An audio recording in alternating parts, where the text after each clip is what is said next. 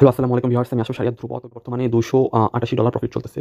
তো এখন আমি এই সিস্টেমটা শেখানোর জন্য এসেছি যে আপনারা কিভাবে, অনেকেই আছেন যে ট্রেডিং সম্বন্ধে জানেন না, কেন দিবেন এবং পিপিটিস কি।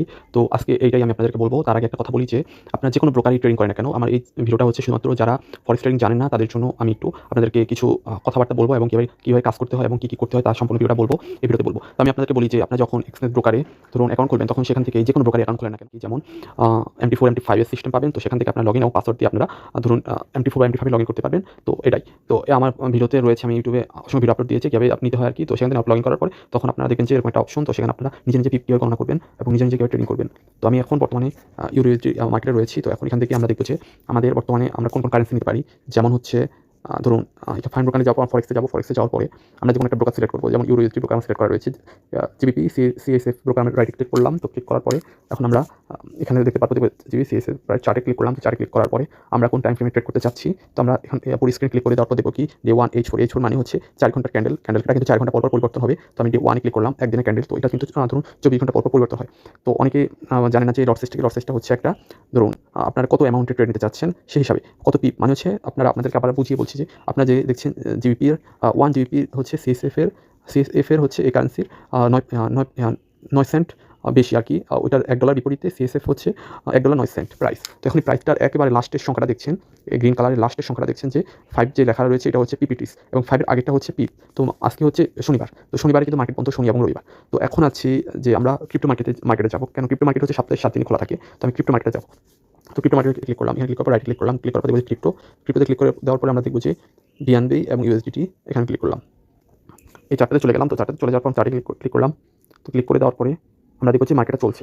কারণ হচ্ছে সপ্তাহে 7 দিন খোলা থাকে মার্কেট, ক্রিপ্টো মার্কেট। তো আমরা লট সাইজটা দিলাম হচ্ছে 1:3। কেন 3 দিলাম? প্রত্যেকটা পিপ একেবারে দেখবেন যে লাস্ট সংখ্যাটা বিএনবির বিপরীতে ইউএসডি প্রাইস হচ্ছে $579। $579 প্রাইস এবং স্ক্রিনে ক্লিক করলাম। স্ক্রিন ক্লিক করে দেওয়ার পর আমরা D4 ট্রেড করবো, মানে H4 ট্রেড করবো।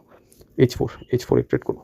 তো H4 মানে হচ্ছে 4 ঘন্টা ক্যান্ডেল ট্রেড করবো। এখন আমরা মার্কেটটা ডাউন, দুটো ক্যান্ডেল ডাউনে গেছে। তো আমার মনে হচ্ছে যে বিএনবি প্রাইসটা এখন বাড়বে, কিছুটা ডাউনে যাওয়ার পরে উপরে মুভমেন্ট করবে। তো সেই হিসাবে আমি এখন ধরুন এখানে এই যে রাইট ক্লিক করে দেওয়ার পর আমরা দেখবো যে অ্যানালাইসিস করার জন্য কি আমরা ট্রেডটা নেবো কোথা থেকে।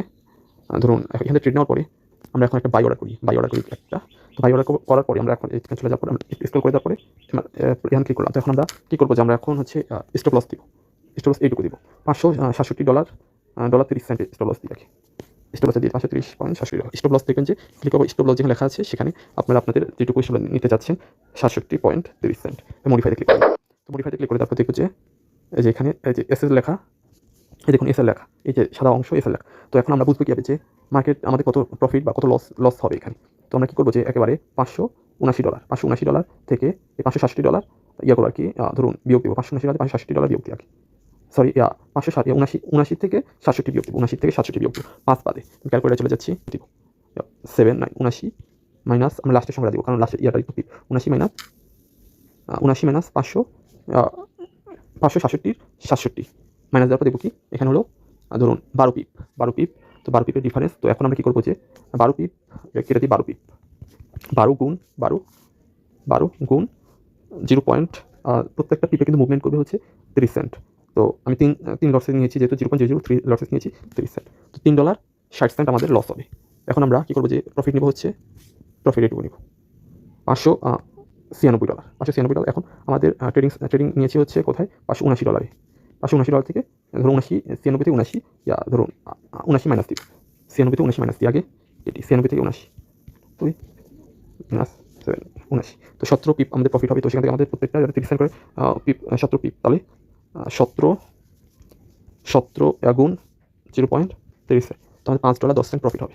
তো বুঝলেন নিজে নিজে কীভাবে পিপ গণনা করতে হয়। যদি আমরা এটুকু 596 আমরা যদি টেক প্রফিট দিই 596.42। তো আমি এখন টেক প্রফিট দিই, মডিফাই করি, এখানে টিপি দিই 596 দিই, 596 মডিফাই করে দিলাম। তো দেখুন আমাদের এখন টেক প্রফিটও দেওয়া হয়েছে, স্টপ লস দেওয়া হয়েছে। এভাবে আমরা খুব সহজে ট্রেডিং করতে পারবো। ধন্যবাদ।